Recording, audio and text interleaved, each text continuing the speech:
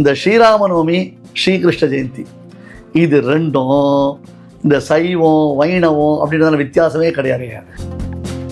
நம்ம தமிழ்நாட்டில் இருக்கக்கூடிய புகழ்பெற்ற ராமஸ்தலங்கள் என்னென்ன, அதோட தொன்மை என்ன? மதுராந்தகத்துல மட்டும் ராமானுஜரை சேவிச்சோம்னா அவர் துறவியா இருக்க மாட்டார், இல்லறத்தில் உள்ள அந்த ஒரு அப்பியரன்ஸோடு இருப்பார்.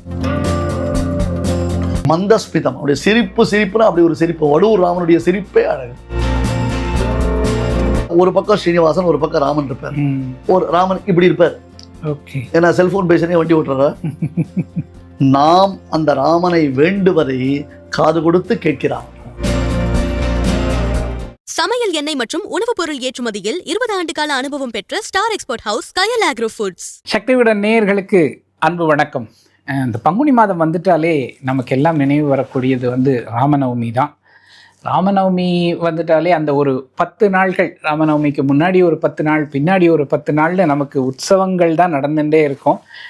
இந்த காலகட்டத்தினுடைய முக்கியத்துவம் என்ன, அதை நாம் எப்படி வழிபடணும், அதனால் நமக்கு என்னென்ன நன்மைகள் கிடைக்கும், இதில் செய்ய வேண்டிய முக்கியமான விஷயங்கள் என்ன, எல்லாத்தையுமே நம்ம சுவாமி மூலம் கேட்டு தெரிஞ்சுக்கலாம். சுவாமி நமஸ்காரம். ஜெயகருட சுப்பர்ணா நமஸ்காரம். ஸ்ரீராமநவமி வந்துருச்சு. பங்குனி வந்த உடனே ஸ்ரீராம. ஆமாம், இது ராமநவமி இன்னும் உடனே உங்களுக்கு என்ன தோன்றது? ராமன் தான். ராமநவமின்னா ராமன் தான் தோணணும், வேற என்ன? அந்த ராம சௌந்தரியம்னு நாகபிரம்ம சொல்றாரோ இல்லையோ, அந்த ராமனுடைய வடிவழகு ஆழ்வார்கள் சொல்லும் பொழுது, சுவாமி தேசிகன் முதலானவர்கள் சொல்லும் பொழுது, நின் வடிவழகு மறவாதார் பிறவாதாரே அப்படின்னு. ராமனுடைய சௌந்தரியம், ராமனுடைய அழகு, அந்த அழகு நினைச்சாலே நமக்கு பிறவி இல்லைன்ற. அல்ல, ராமன் அப்படின்னாலே நமக்கு அது அழகு, ஆனந்தம், பார்க்க அழகு. சில சமயத்துல இந்த அட்வர்டைஸ்மெண்ட்ல பார்க்க பரவசம்ன்றால, அதெல்லாம் ராமன் கிட்ட தான். சரி, அதனால ஒரு விஷயம் என்னன்னா, இந்த வருஷம் ஸ்ரீராமநவமி பங்குனி மாசம் வந்திருக்கு. பங்குனி மாசம் தான் ஸ்ரீராமநவமி நம்ம வச்சுக்க முடியாது. அதுல நம்முடைய நேயர்களுக்கு ஒரு சின்ன கன்ஃபியூஷன் இருக்கும். I think so. நான் இதை பல தடவை சொல்லியிருக்கேன், உபன்யாசங்களையும் காமிச்சிருக்கேன். இந்த சௌரமானம் சாந்திரமானம் என்பதாக ஒரு வித்தியாசம் உண்டு. சூரியனுடைய கதியை முன்னிட்டு வரக்கூடியது, சந்திரனுடையதான சுழற்சியை முன்னிட்டு வரக்கூடியது. அதுல இந்த வருஷம் நமக்கு பங்குனி மாசத்துல ஸ்ரீராமநவமி வந்திருக்கு. சாதாரணமா சித்திர மாசம் கூட ஸ்ரீராமநவமி வரதுக்கு வாய்ப்புகள் அதிகம் உண்டு. புரியுது. சில வருடங்கள்ல சித்திர மாசம் வரும், சில வருடங்கள்ல பங்குனி மாசம் வரும். ஒரு வருடம் நீங்க கவனிச்சு பாத்தீங்கன்னா, அந்த ஒரு வருடத்துல 2 ஸ்ரீராமநவமி வந்தது. சித்திர மாசம் அந்த வருஷத்துடைய ஆரம்பத்துல ஒரு ஸ்ரீராமநவமி, சரி, அந்த வருஷத்துடைய கடைசியில பங்குனி மாசத்துல ஒரு ஸ்ரீராமநவமி வந்தது. ஓகே ஓகே, ஒரே ஆண்டுக்குள்ள, ஒரே ஆண்டுல 2 ஸ்ரீராமநவமி கூட வந்திருக்கு. புரியுது. அதனால இதை இவ்வளவு தெரிஞ்சுட்டா போறோம் நம்முடைய நேயர்கள். இந்த மாதிரி வரும். பங்குனின்றதுனாலே நம்ம ஸ்ரீராமநவமி சொல்ல முடியாது. ஏன்னா பங்குனியில வரக்கூடிய முக்கியமான இம்பார்ட்டன்ட் ஃபெஸ்டிவல்ஸ் வேற. ஸ்ரீராமநவமி இந்த வருஷம் நமக்கு பங்குனியில பாயிண்ட் நம்பர் 1. அடுத்தது ராமநவமி, நீங்க சொன்ன மாதிரி முன்னாடி 10 நாள் பின்னாடி 10 நாள், அது ஒரு ஃபெஸ்டிவல். அது ஏன்னா இந்த தேசம் முழுக்க ராமராஜ்யம் நடைபெறக்கூடிய தேசம். ராமனுடையதான திருவுள்ளத்தின்படியாக ராமன் இந்த ராஜ்யத்தை ஆண்டான். அது ராமோ ராமேதி பிரஜானாம் அபவன் கதாஹ ராமபூதம் ஜெகதபூத் ராமே ராஜ்யம் பிரசாசதி என்று வால்மீகி ராமாயண ஸ்லோகம். ராமனுக்கு பட்டாபிஷேகம் ஆனதிலிருந்து ராமன் ராமன் ராமன் உலகமெங்கும் ராமனுடைய திருநாமம் ஒலித்தது. அந்த ஒரு வைப் அப்படின்றோம் இல்லையா, அந்த வைப் எல்லா இடத்துலையும் இருந்தது. ராமே ராஜ்யம் பிரசாசதி, எல்லா உலகம் முழுவதும் ராமனுடைய திருநாம ஒலியே ஒலித்து கொண்டிருந்தன என்று ரொம்ப அழகா வால்மீகி பேசுறார்.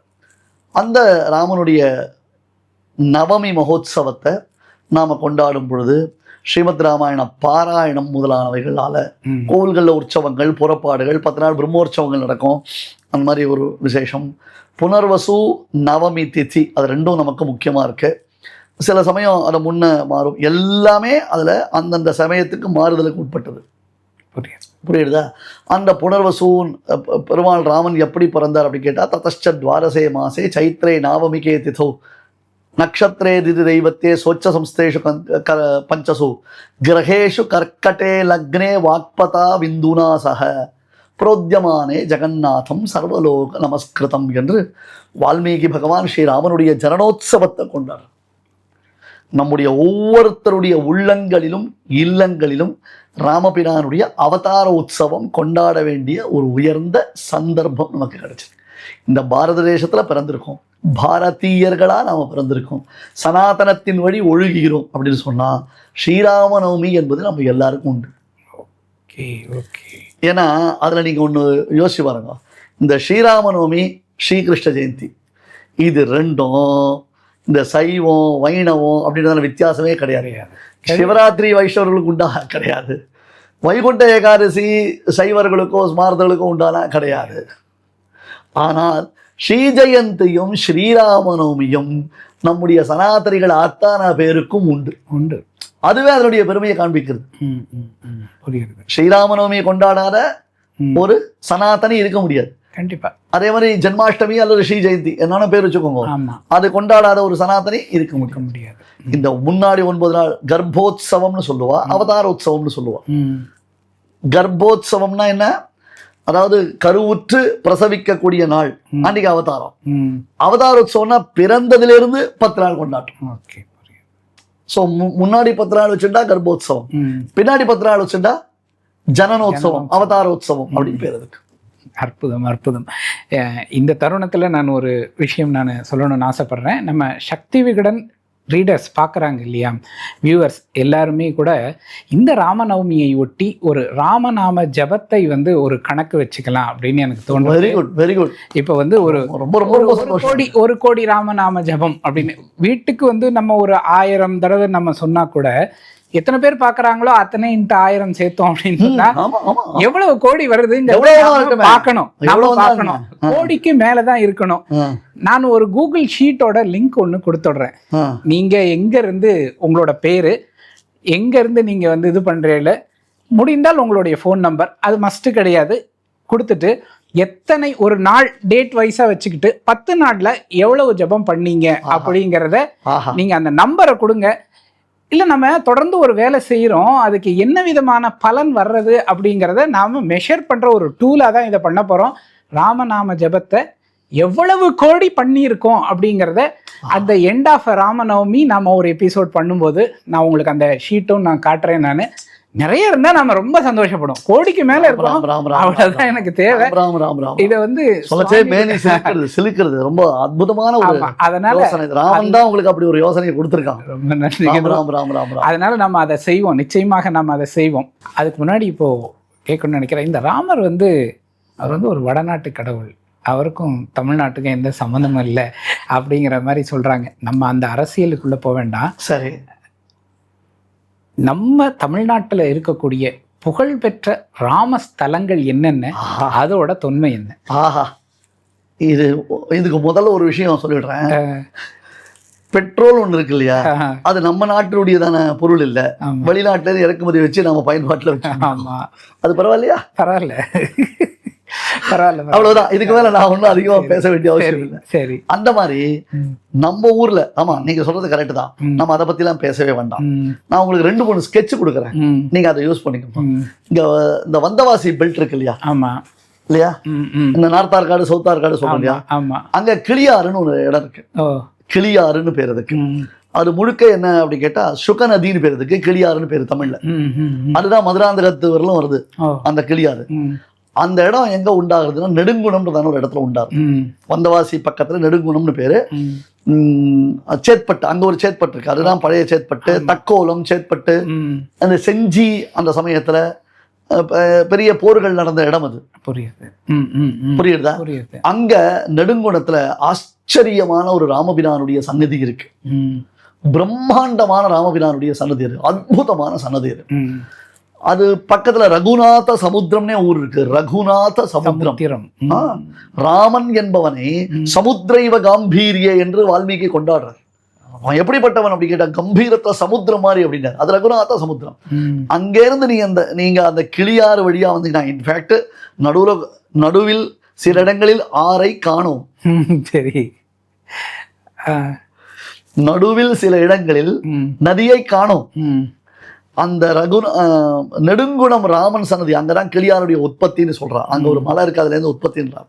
அங்கே இருந்து ஆரம்பிச்சு இந்த நதிக்கரை ஓரமாக வந்தீங்கன்னா பல ராமர் சன்னிதானங்களை நீங்க சேவிச்சுட்டே வரலாம். அது கடைசியில எங்க வந்து நிற்கும் அப்படின்னு கேட்டா, நம்ம மதுராந்தகம் வகுடாரண்ய கஷேத்திரத்துல ராமபிரான் சன்னதியில வந்து அது நிற்கும். அந்த கிளியாருடைய பெல்ட் அதுதான். இந்த வகுடாரண்ய க்ஷேத்திரத்துக்கு ஒரு பெரிய பெருமை உண்டு. 2 பெருமை சொல்றேன். ஏரிகாத்தராமர் அவர்கள் ஏரிகாத்தராமர் அவர் கதையை சொல்றேன், நான் சொல்லலாமோ இல்லையோ? கண்டிப்பா சொல்லணும், அது தெரிஞ்சுக்கணும் நம்ம மக்கள். ஆமா, இங்க 2 விஷயம் பார்க்கலாம். நீங்க சாதாரணமா கோவில்கள்ல போய் ராமானுஜரை சேவிச்சிருக்கீங்கன்னா ராமானுஜர் எப்படி இருப்பார்? இப்ப நம்ம ராமானுஜர் படம் நம்ம பார்த்தோம். ராமானுஜர் எப்படி இருப்பார்? ராமானுஜர் அந்த திருதண்டம்லாம் வச்சுட்டு, ஆமா, ஒரு காஷாயம் சாஃப்ரான், ஆமா ஆமா, துறவி. ஆமா, துறவி. ராமானுஜரை நம்ம எப்படி செய்கிறோம்? எதிராஜர் தானே? ஆமா, ஏத்திராஜர். ஏத்தினா துறவின்னு அர்த்தம் இல்லையா? துறவிகளுக்கு தலைவரா இருக்காரு, துறவியாவே ராமானுஜர் இருக்காரு. அப்ப எந்த கோவில்ல போனாலும் தவராசனாக அவரை துறவிகளுக்கு தலைவனாக நம்ம துறவு கோலத்தில் தான் பார்க்க முடியும். ஆமா, கரெக்டா? ஆமா. இப்ப நான் வேஷ்டி உடுத்திட்டு இருக்கேன், நான் வெள்ளை வேஷ்டி தான் உடுத்திட்டு இருக்கேன். எதனால? நம்ம துறவரத்துல இல்ல, இல்லறத்துல இருக்கோம். ராமானுஜரை இல்லறத்துல நீங்க எங்கேயாவது சேவிச்சிருக்கீங்களா? இல்ல, சேவிக்க முடியாது. மதுராந்தகத்துல மட்டும் ராமானுஜரை சேவிச்சோம்னா அவர் துறவியா இருக்க மாட்டார், இல்லறத்தில் உள்ள அந்த ஒரு அப்பியரன்ஸோடு இருப்பார், வெள்ளை வேஷ்டி உடுத்திட்டு இருப்பார். நிறைய பேருக்கு சந்தேகம், அவர் ராமானுஜரா வேதாந்த தேசிகளான்னு கேட்பான். ஏன்னா அந்த வகுடாரண்ய க்ஷேத்திரம்னு பேரு அந்த மதுராந்தகத்துக்கு. அது துவயம் விளைந்த திருப்பதி என்ற சம்பிரதாயத்தில் அதற்கு பெயர். அந்த துவயம் விளைந்த திருப்பதின்னு அர்த்தம். அங்கதான் சுவாமி ராமானுஜருக்கு அங்குள்ள மகிழ மரத்துக்கடியில பெரிய நம்பிகள் பஞ்சசம்ஸ்காரம் என்பதாக ஆவணி மாசம் சுக்லபக்ஷம் பஞ்சமி என்று, பெரும்பாலும் விநாயக சதுர்த்திக்கு மறுநாள், சரி, புரியறதுக்காக சொன்னேன், அது மனசுல பதிகிறதுக்காக சொன்னேன். சாமவேத ஆவணி ஆவட்டம் வரும் அந்த சமயத்தில் தான். அதற்கு மறுநாள் பஞ்சமி என்று சுவாமிக்கு பஞ்சசம்ஸ்காரம் என்பது திருவிழிச்சனைகள் அவருக்கு பிரசாதிக்கப்பட்டன. பெரிய நம்பிகள் பண்ணினடம். அதனால அந்த ஊருக்கு என்ன பேரு? துவயம் விளைந்த திருப்பதி என்பதாக பெயர். மந்திரோபதேசம் சுவாமி ராமானுஜருக்கு அங்கதான் பெரிய நம்பிகளாலே செய்யப்பட்டது. அந்த ஊர் ராமனுடைய அழகு சொல்ல முடியாது, அவ்வளவு அற்புதமானது. அங்க நீங்க கவனிச்சு சேவிக்க வேண்டிய விஷயம் என்ன அப்படி கேட்டா, அந்த ஊர் விபண்டக மகரிஷி தவம் செய்து சித்தி பெற்ற க்ஷேத்திரம். இந்த விபண்டகர் யார் என்றோமையினால், ராமபிரான் பிறப்பதற்கு ரிஷ்யசிருங்க மாமுனிவருடைய வருகை மிக இன்றியமையாதது. ரிஷ்யசிருங்கர் புத்திரகாமேஷ்டி யாகம் பண்ணினால்தான் ராமன் பிறப்பான்னு வசிஷ்டர் சொல்றார். உடனே ரிஷ்யசிருங்கர் வர்றார். இந்த ரிஷ்யசிருங்கருடைய அப்பா தான் விபண்டக முனிவர். அவர் தன்னுடைய பிள்ளை யாகத்துல தான் ராமன் பிறந்தான். தான் இன்னும் ராமனை சேவிக்கலையேன்றதுக்கோசரம் இந்த வகுடாரண்ய க்ஷேத்திரம், மதுராந்தகத்துக்கு வகுடாரண்ய க்ஷேத்திரம்னு பேரு. மகிழ மரங்கள் நிறைந்த காடு. அது பக்கத்துல திண்டிவனம் தின்திரிணி வனம்னு பேரு. புளிய மரங்கள் நிறைந்த காடு. இன்னொரு இடம் போனா மதுரை, நம்ம மன்னார்குடி போனா சம்பகாரண்யம்னு பேரு. சம்பக மரங்கள் நிறைந்த காடு. இதெல்லாம் அதுதான். அந்த காலத்துல காடு அரண்யத்தை வைத்துத்தான் ஊருக்கே பெருமை இருந்தது. இப்ப காட்டை மொத்தம் வெட்டிட்டு பசுமை வழிச்சாலை வச்சிருந்தோம். ரைட்டா? அவர் என்ன பண்ணார்னா, விபண்டக மகரிஷி தவம் செய்தார். அந்த தவத்திற்கு இணங்கி ஸ்ரீ ராமபிரான் ராவணவதம் முடிந்து லங்கையிலிருந்து புறப்பட்டு அயோத்திக்கு செல்லும் வழியில் விபண்டக முனிவருக்காக காட்சி கொடுப்பதற்கு புஷ்பக விமானத்தில் இருந்து இறங்கி காட்சி கொடுத்தான். அப்போ அந்த புஷ்பக விமானத்திலிருந்து இறங்கும் பொழுது சீதையை கைப்பிடித்து கொண்டு ராமபிரான் இறங்கும் அழகிய காட்சியை நாம் மதுராந்தகத்தில் சேவிக்கலாம். அது ஒரு அழகு, அது ஒரு ஆச்சரியம். அதே மாதிரி ராமபிரானுடைய வடிவழகுல அவருடைய தானே ராகவ சிம்மன்னு பேரு. அவருடைய கிரீடங்கள்ல சிம்மங்கள் பதிக்கப்பட்டிருக்கும். அவருடைய கோதண்டத்தின் நுனியில பார்த்தா கூட சிம்மம் இருக்கும். சக்கரவர்த்தி திருமகனுடைய அழகு. இந்த பக்கம் தமிழ்நாட்டுல இப்போ இந்த மெட்ராஸை சுத்தி இருக்கக்கூடியதான ஊர்கள்ல இந்த பெல்ட் முழுக்க நீங்க ராமாயண சம்பந்தப்பட்ட பல திருக்கோவில்களை சேவிக்கலாம். திருவள்ளூர் வீரராகவ பெருமாள், வீரராகவன் ராவணன் அவரை தான் வீரராகவன் என்று அழைக்கிறான். அவ்வளவு ஏன் கோயம்பேடு இருக்குல்ல, கோயம்பேடுல வைகுண்டவாச பெருமாள் கோவில்னு ஒரு கோவில் இருக்கு. சரி, ரொம்ப பழமையான கோவில். ஒரு காலத்துல நான் அந்த உபன்யாசங்கள் ஆரம்பித்த புதுசுல அந்த கோவில தான் உபன்யாசம் பண்ண, அந்த தாயார் சந்தையில் தான் உபன்யாசம் பண்ணியிருக்கேன். சனி ஞாயிறுலாம் அங்க போயிடுவோம் உபன்யாசம் பண்றதுக்கு. அந்த அற்புதமான கோவில் அது. ரொம்ப பழமையான இந்த கோவில். வால்மீகி மகரிஷி தவம் செய்து அங்க பெருமாளை சாட்சாத்கரித்த கோவில் என்பதாக அதனுடைய தலபுராணம் சொல்லப்படுகிறது. மெட்ராஸ்ல இங்க வால்மீகி மகரிஷி தவம் செய்த பெருமாள். நந்தம்பாக்கத்துல இங்க ஒரு ராமன் இருக்கார். நான் ரொம்ப ரெஸ்ட்ரிக்ட் பண்ணி சொல்றேன். நந்தம்பாக்கத்துல அங்க ஒரு ராமன் சன்னதி இருக்கு.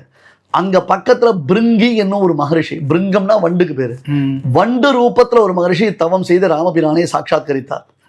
அந்த பிருங்கி தவம் செய்த மலை பிருங்கி மலை இன்று பரங்கிமலை. அவ்வளவுதான் விஷயம். அதுக்கு இன்னைக்கு பரங்கிமலைன்னு பேர் வச்சுட்டோம். நாம எல்லாத்தையும் விட்டுடுறோம் சுவாமி. நாம எதையுமே கவனிக்கிறதுல, பெரியோர்கள் இடத்துல விஷயம் தெரிஞ்சுக்கல. அவ சொத்து பத்தை மட்டும் நாம பார்த்தோமே தவிர்த்து அவருடைய நாலேஜ் நமக்கு சொத்து, நம்முடைய கலாச்சாரம், நம்முடைய பண்பாடு நமக்கு சொத்துன்னு நாம உணரல. புரியுது. அதனால பிரிங்கி மலை இப்ப பரங்கி மலை ஆயிடுது. இது இங்க இந்த சைடுல இருக்கிற சின்ன சின்ன, அதாவது நமக்கு டக்குன்னு போய் சேவிக்கிறதுக்கு உண்டானதான இடங்களை சொன்னேன். இங்கே மாம்பழமே தட்சிண பத்ராச்சலம்ன்றதாக கோதண்ட ராம பெருமாள் கூட இங்கே சேவை சாதிக்கிறார். நீங்கள் கும்பகோணம் சைடு போனீங்கன்னு வச்சுக்கோங்க. கும்பகோணம் சைடு அந்த காவேரி பெல்ட் எடுத்துட்டீங்கன்னா முதல்ல ராமசுவாமி எவ்வளவு அற்புதமான கோவில், எப்பேற்பட்ட பிரம்மாண்டமான ஒரு கோவில், எப்பேற்பட்ட பிரம்மாண்டமான கோவில். திருக்குடந்தை ராமசுவாமினாலே அது. பக்கத்தில் தில்லை வளாகம், தில்லை ஸ்தானம், இது முதலான இடங்கள்ல ராமபிரான் எழுந்திருக்கார். தில்லை வளாகம்னு ஒரு ஊர் இருக்கு, தில்லஸ்தானம்னு இருக்கு. ஒரு வடுவூர் ராமன், மந்தஸ்மிதம், அப்படியே சிரிப்புனா அப்படி ஒரு சிரிப்பு. வடுவூர் ராமனுடைய சிரிப்பே அழகு, மந்தஸ்மிதம் இல்லையா? வடுவூர் வடிவழகன். ஆமா, வடுவூர் ராமபிரானுடைய வடிவழக நாம பார்க்கிறோம். அங்க திருச்சேரையில ராமன் எழுந்திருக்கார். நீங்க வேற எங்கேயுமே சேவிக்க முடியாத ராமனுடைய அழக பார்க்கணும்னா இந்த ஜட்டாயோடு இருப்பார். காட்டுக்கு போகச்சே ஆலம் பால்னால தலையை அப்படி முடிஞ்சிட்டாரோ ராமபிரான். அந்த கோலத்துல திருச்சேரை ராமனை நீங்க சேவிக்கலாம். அது ரொம்ப அழகா. இந்த பக்கம் நீங்க வந்தீங்கன்னா சேலத்துல அயோத்தியாப்பட்டினம்னே ஒரு ஊர் இருக்கு. ரொம்ப பழமை வாய்ந்த ஸ்ரீ ராமபிரானுடைய திருக்கோவில் அங்க இருக்கு. அயோத்தியாப்பட்டினம் என்பதாகவே இருக்கு. ரொம்ப பிராச்சீனமான ராமன். நம்ம திருமலையில நீங்க பார்த்தீங்கன்னா உள்ள மூலஸ்தானத்துல ஒரு பக்கம் ஸ்ரீனிவாசன், ஒரு பக்கம் ராமன் இருப்பார். ஒரு ராமன் இப்படி இருப்பார். ஏன்னா செல்போன் பேசுறே வண்டி ஓட்டுற இல்லையா? இப்படிதான் இருக்கா எல்லாரும். அந்த ராமன், நாம் அந்த ராமனை வேண்டுவதை காது கொடுத்து கேட்கிறான். ஒரு கான்சன்ட்ரேட் பண்ணா தலை சாய்த்து கேட்போம் இல்லையா? அதனால திருமலையிலையும் அங்க ராமன் இருக்கார். திருமலைக்கு கீழே கீழ் திருப்பதியில ராமன் இருக்கார். அன்னமாச்சாரியுடைய அவதார கஷேத்திரம் ஒண்டிமிட்டா, அங்க பிராச்சீனமான ராமன். பத்ராஜலம் ராமன், பத்ராஜல ராமன், அற்புதம். எவ்வளவு அழகான விஷயம். இப்படி நீங்க கர்நாடக தேசத்துக்கு போனீங்கன்னா போகச்சேவே ராம் நகர்னு வரும் உங்களுக்கு. பிடதிக்கு முன்னாடி பெங்களூர் டு மைசூர் நீங்க போகச்சேவே ராம் நகர்னு ஒரு இடம். அந்த மலையில ரொம்ப விசேஷமா ஒரு முக்கியமான பாயிண்ட் ஒன்று சொல்லிட்டா? சொல்லுங்க. ஷோலே கப்பர் சிங் ஷூட்டிங் நடந்த மலை அது.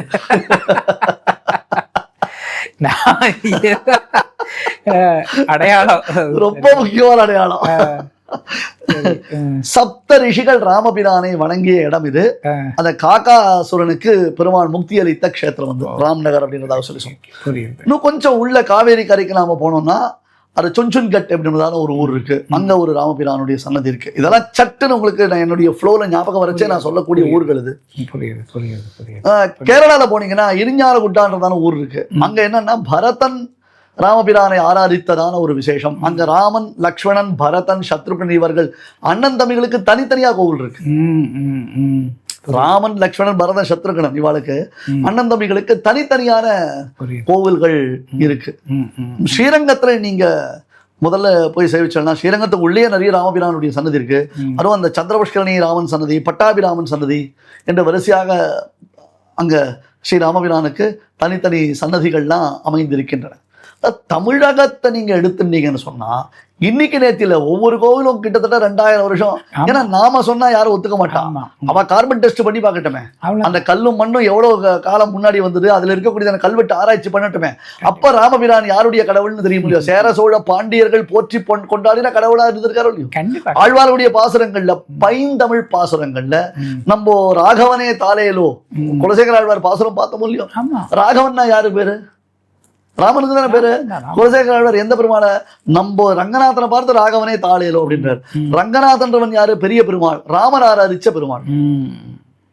ரங்கநாதன்றவன் ராமன் ஆராதிச்ச பெருமாள். ஏன்னா பெருமாள் அப்படின்னு சொன்னாலே என்ன அர்த்தம்னா ராமனுக்கு பேரு.